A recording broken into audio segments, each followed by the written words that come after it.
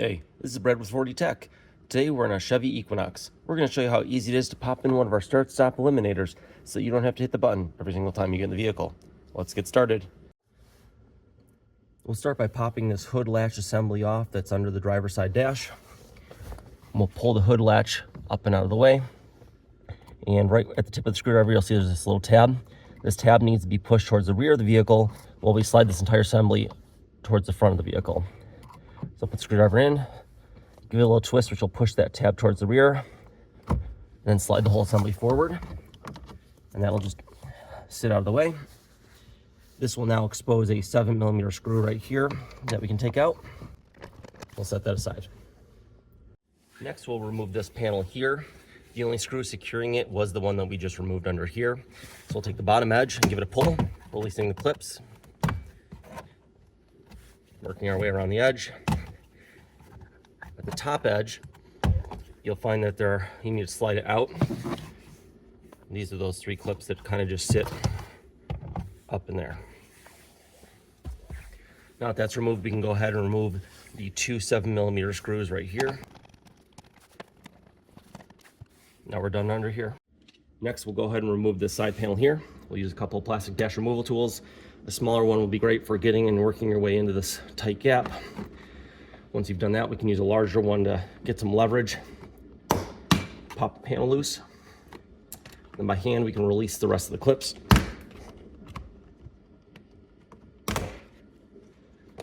Once all the clips are released, you'll tilt it out of the way and pull it out from behind the rubber strip. This will give us access to 2 7mm screws, this one and this one, that we need to remove. Next, we need to remove this trim panel behind the screens. Going ahead and using one of our dash removal tools again to get in between the dash and the trim panel and releasing the clips. Once you get started, just take your time, be gentle, work your way across.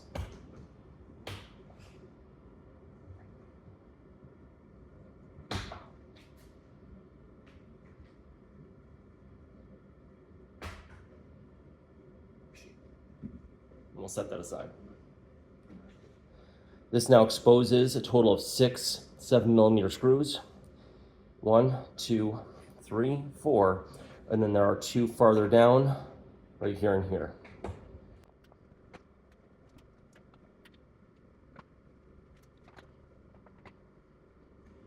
The lower 2 screws we can leave in place.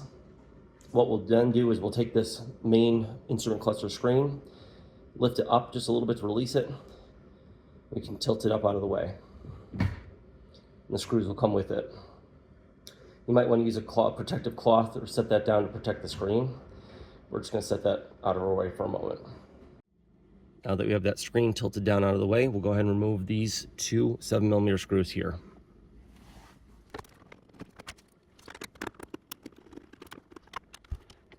Now that those 2 screws are removed, we can go ahead and pop this whole panel out just a little bit. We don't need to remove it. We just need to get it released enough to make space for another operation here.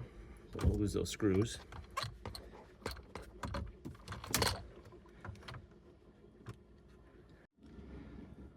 Now that we have the screen out of the way and this part pulled out and a little bit loose, we've already removed the screw here. We're going to go ahead and remove this whole trim panel right here.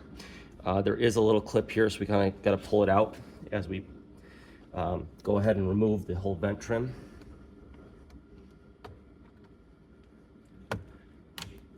And being gentle and releasing the clips that are holding it in place. If you need to, you can go ahead and use a plastic dash removal tool to assist.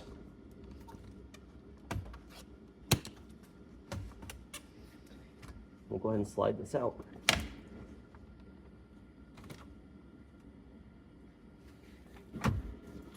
Now that that's out of the way, this will expose the last 7mm screw right here we need to access.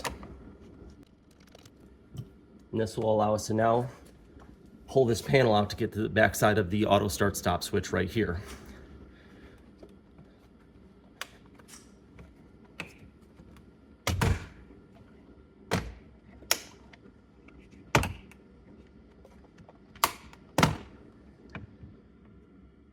Now that we have access to the back side of this panel, Try and rotate this so that you can see the electrical connector.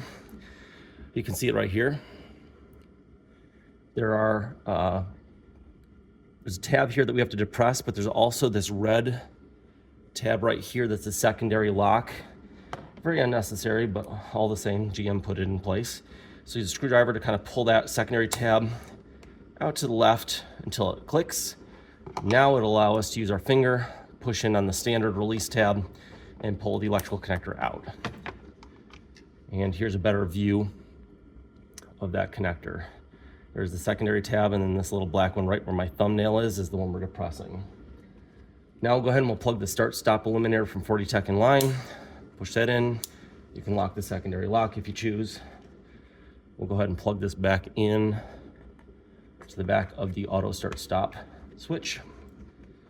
We will tuck the wiring into the dash. We'll take a moment, get all the clips lined up. You shouldn't have to force anything.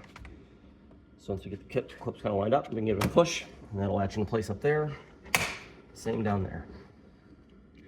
Now we'll go ahead and replace that 7mm screw up here, as well as we'll just go ahead and put this one back in, and then the two down here.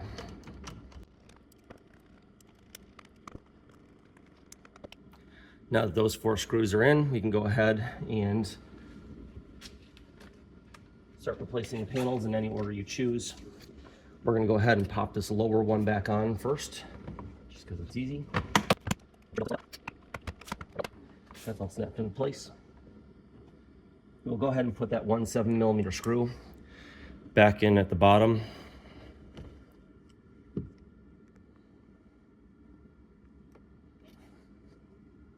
Right here.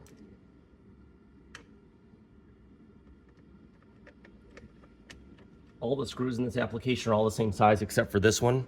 This one is a little bit shorter than the rest. Then we can pop the hood latch right back into place. Simply line it up, pull it forward, and now it's latched in. Next, we'll go ahead and pop this vent trim back in place. Take your time, be gentle. Pull this back up out of our way. Tuck the vent trim in behind it.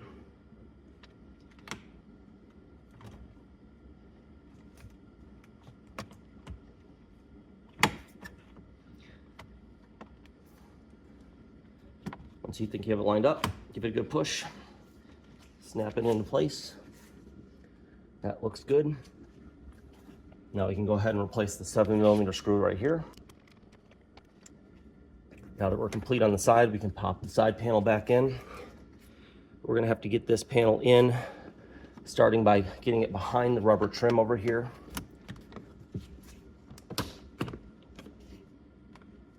Pushing it back into towards the front of the car, getting all the clips lined up so they're sitting in their appropriate holes. We'll snap it back into place.